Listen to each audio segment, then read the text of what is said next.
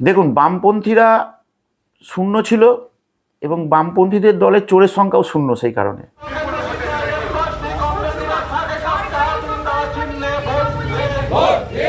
বেরোচ্ছে এবং মানুষ স্বেচ্ছায় এসে আমাদের সঙ্গে মিছিলে বেরোচ্ছে, ফলে আমাদের ভিড় কিন্তু ক্রমশ বাড়ছে। বেশ ভালো, সারা বেশ ভালো। ওভারঅল মিলিয়ে আমার এই লোকসভা কেন্দ্রে সারা খুব ভালো। লোকসভা ভোট এখন প্রায় দোরগোড়ায় এসে দাঁড়িয়েছে, আর এই মুহূর্তে আমরা আমাদের সঙ্গে পেয়ে গেছি বর্ধমান পূর্ব লোকসভা কেন্দ্রের সিপিআইএম প্রার্থীকে। নমস্কার, নিউজ নেটওয়ার্ক 7-এ আপনাকে স্বাগত। নমস্কার। আপনি বর্ধমান পূর্ব লোকসভা কেন্দ্রের বামফ্রন্ট মনোনীত সিপিআইএম প্রার্থী।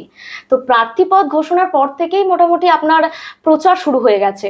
এখনো পর্যন্ত আপনি কতগুলি বিধানসভা কেন্দ্রে ঘুরেছেন এবং সেখানকার আপনার অভিজ্ঞতা কেমন, যদি একটু শেয়ার করেন? জনগণের সাড়া কেমন পেলেন? আমি এখনো পর্যন্ত আমাদের এখানে যে 7টা বিধানসভা আছে, সেই 7টা বিধানসভার কোথাও কোথাও একবার আর কোথাও 2বার থেকে 3বার আমার ভিজিট হয়ে গেছে। এখন ঘটনা হচ্ছে যে সেখানে সাড়া বলতে খুবই ভালো, কারণ আমরা এবারের যে নির্বাচন তার আগে থেকেই আমাদের যে দল সেখানে ভালো রেজাল্ট করতে শুরু করেছে।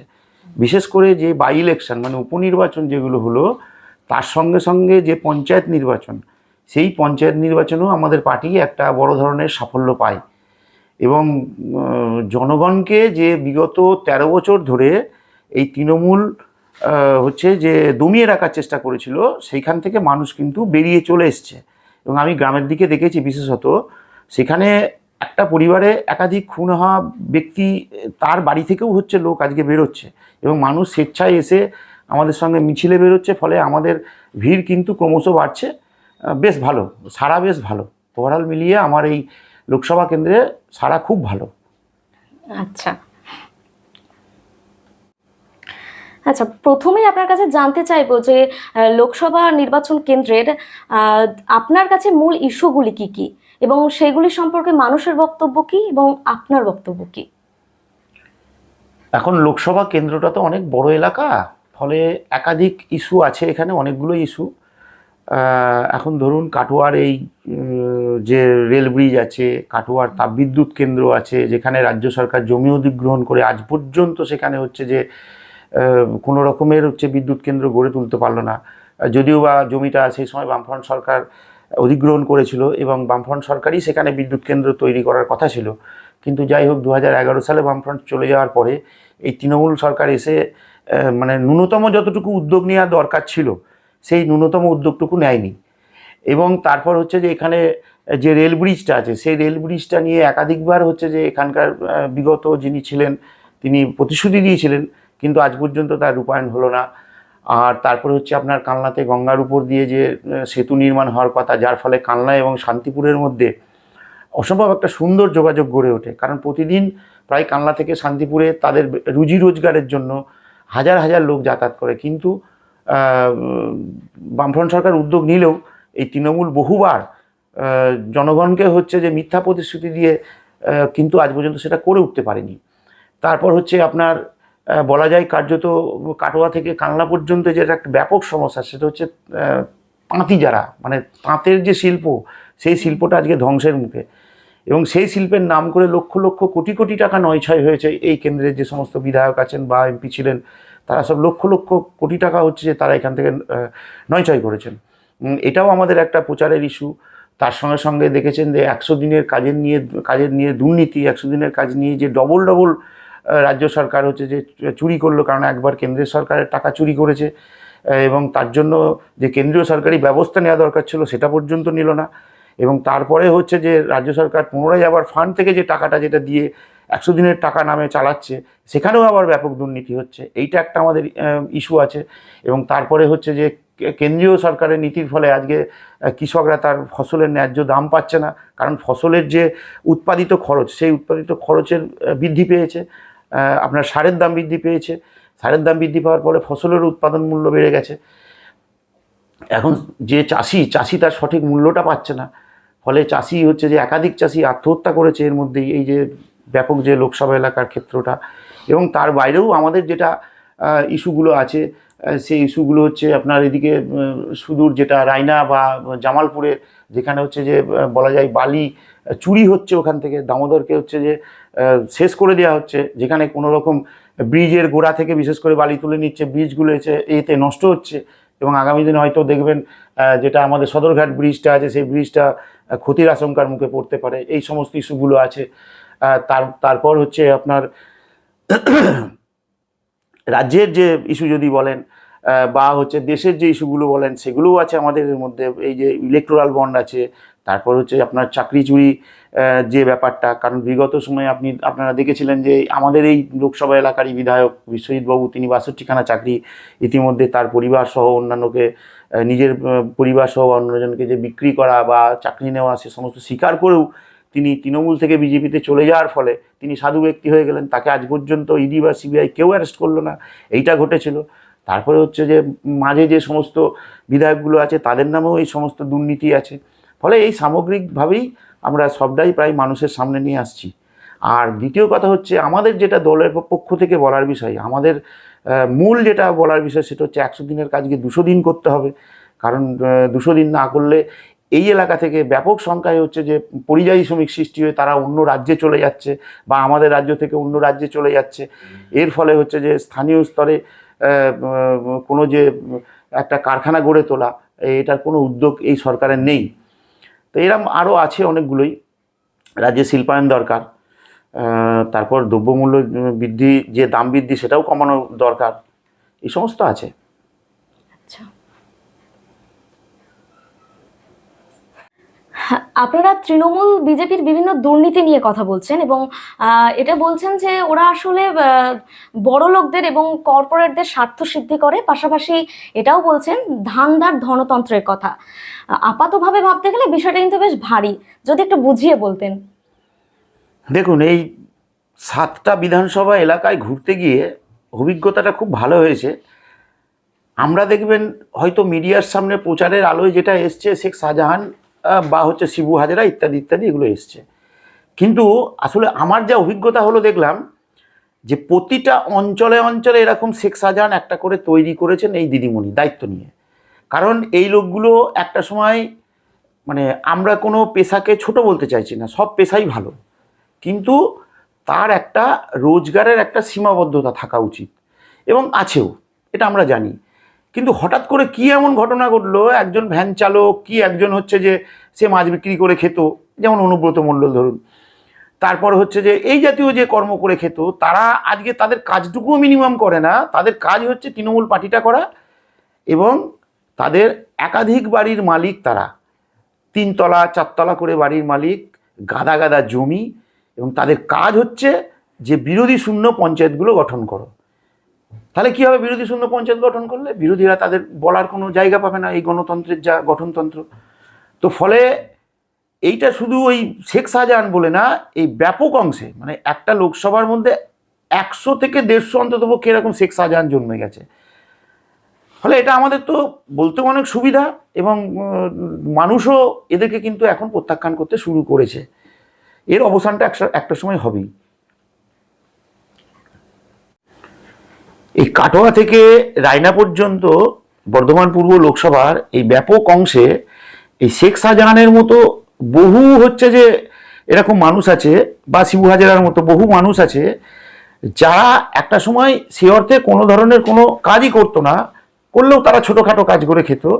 আজকে তারা কার্যত কোনো, মানে শ্রমজীবী অংশের মানুষ তারা নেই। তারা এখন বসে বসে খায়, শুধুমাত্র লোকের মানে কাছ থেকে চুরি করে খায় কার্যত, এবং পঞ্চায়েতগুলো থেকে লুট চালায়।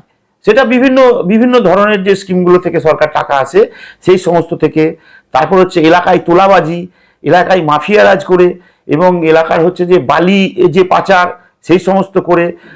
তার সঙ্গে সঙ্গে আরও হচ্ছে মানুষকে ভয়ভীতি দেখিয়ে হচ্ছে ব্যবসাদারদের কাছ থেকে পয়সা আদায় করা, এই সমস্ত কাজগুলো করে তারা হচ্ছে আজকে যে এই তাদের এক একটা অট্টালিকার সমান হচ্ছে তাদের বাড়ি, কারো 4টে 5টা করে বাড়ি, সব নিজের চোখে দেখে এলাম। ফলে এই যে ব্যবস্থাপনা, এই ব্যবস্থাপনা থেকে আমার যে অভিজ্ঞতা দেখলাম, মানুষ অনেকটাই বেরিয়ে আসতে পেরেছে, এবং শেষ পঞ্চায়েতে তার খানিকটা প্রতিফলন ঘটেছে। এবং এটা আগামী লোকসভা নির্বাচনের পর এটা আমরা নিশ্চিতভাবেই আমরা এলে অবসান করবো এটার।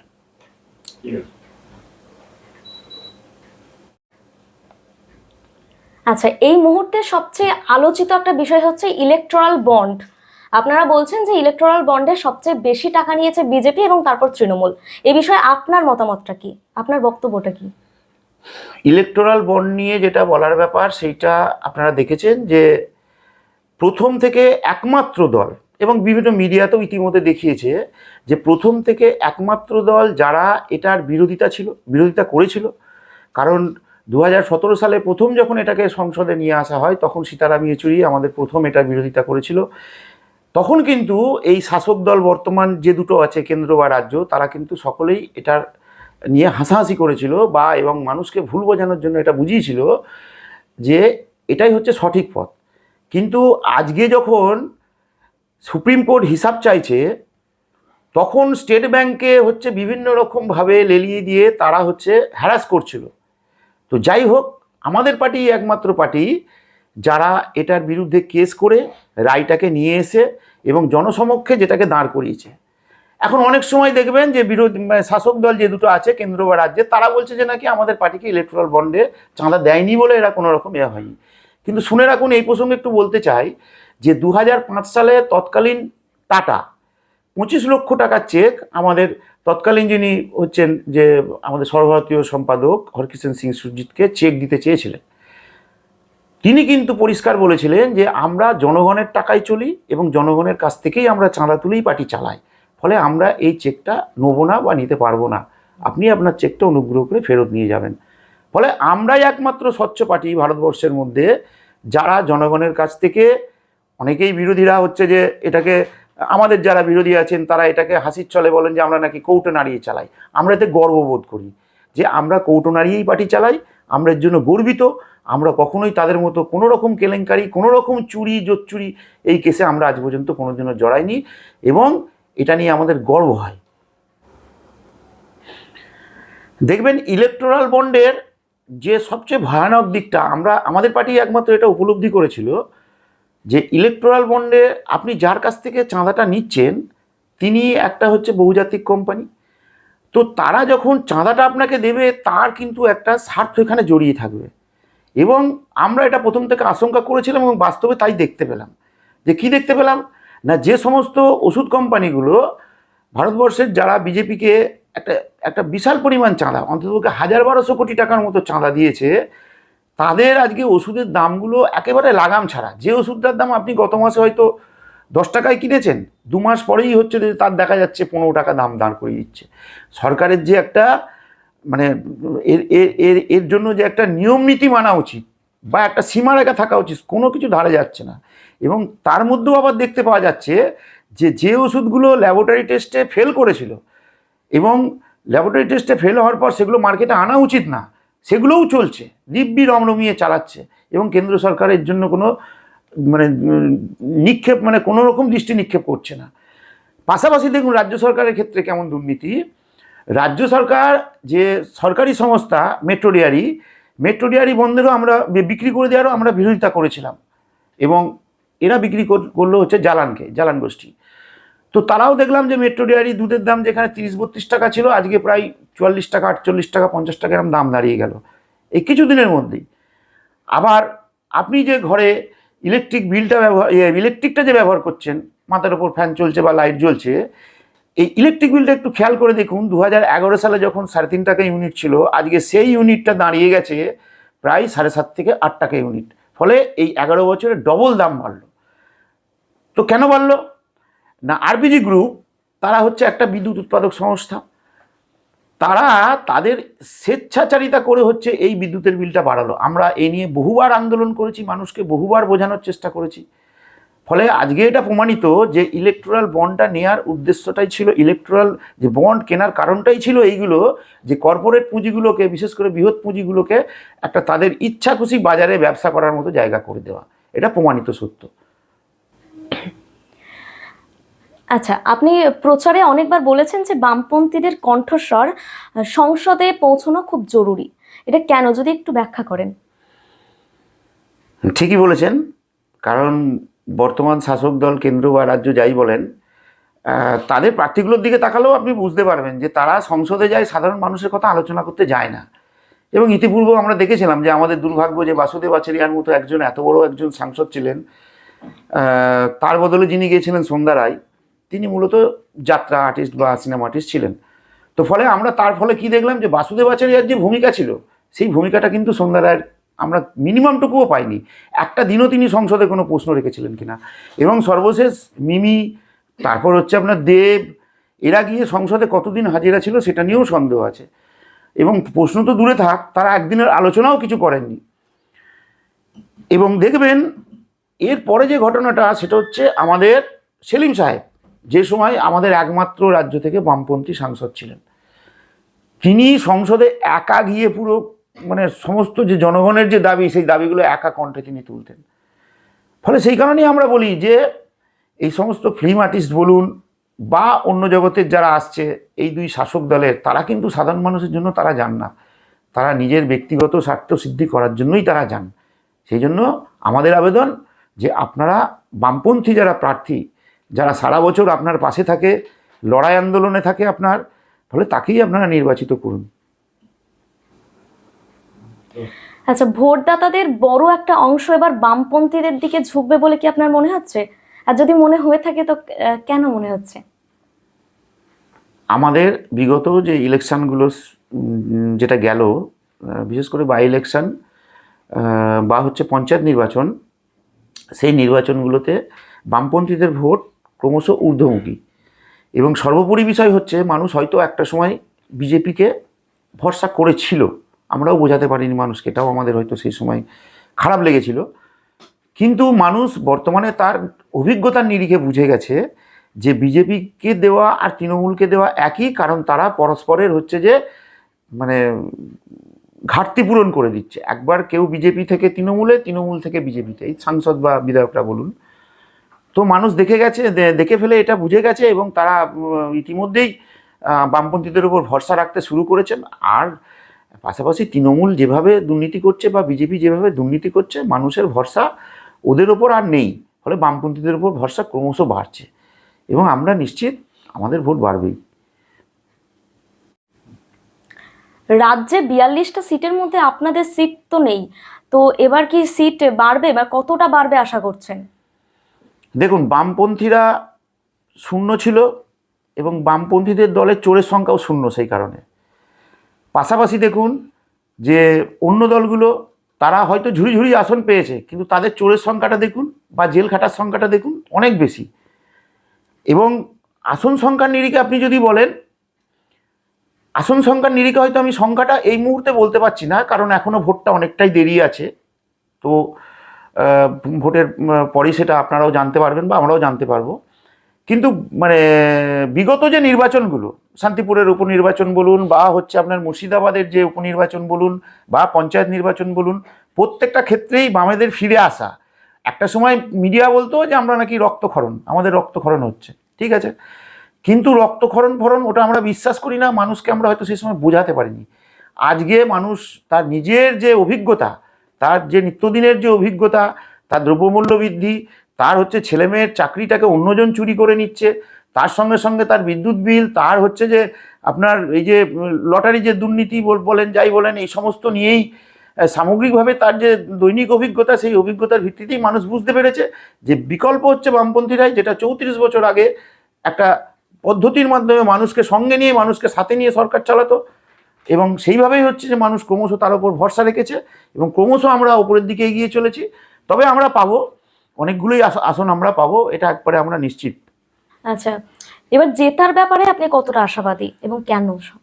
জেতার ব্যাপারে আমরা বর্ধমান পূর্ব লোকসভা কেন্দ্রের নিরিখে, আমি শুধু বর্ধমান পূর্বটাই বলছি, বর্ধমান পূর্ব লোকসভার নিরিখে আমার পার্টি যা অ্যাসেসমেন্ট করেছে তাতে শেষ পঞ্চায়েতের নিরিখে তাতে আমাদের প্রায় 23% ভোট এই বর্ধমান পূর্ব লোকসভা কেন্দ্রে আছে।